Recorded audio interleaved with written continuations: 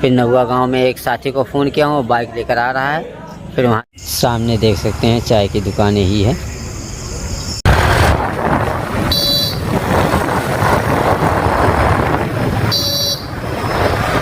आप देख सकते हैं कि इस वक्त बिल्कुल अंधेरा हो चुका है, यानी रास्ता नज़र ही नहीं आता बिल्कुल।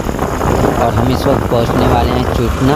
इससे पहले जो नहर है उस नहर पे हम पहुंच चुके हैं, नहर के पुल पे हैं, दिख ही नहीं रहा कुछ। सामने देख सकते हैं कि यहाँ से चूटना चौराहा शुरू हो जाता है। ये देख सकते हैं यहाँ से मार्केटें वगैरह शुरू हो जाती हैं। इस तरफ होटल वगैरह हैं।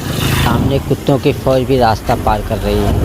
दोस्तों चूटना चौराहा पार करने वाले हैं। इसके बाद हम नौवा गांव पहुंच जाएंगे। वहां से खुर्शीद भाई अकेले हो जाएंगे, इसलिए कि मैं नौवा गांव से चला जाऊंगा दूसरी तरफ। मेरा घर दूसरी तरफ है और खुर्शीद भाई वहां से लगभग 50 किलोमीटर दूर जाएंगे अकेले ही।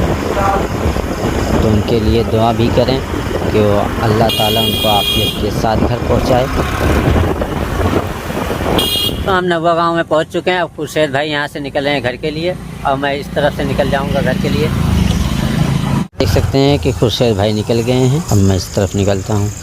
सफियाबाद मदरसे के करीब पहुँच चुका हूँ। आप देख सकते हैं ये मदरसा और सामने नहर का पुल है।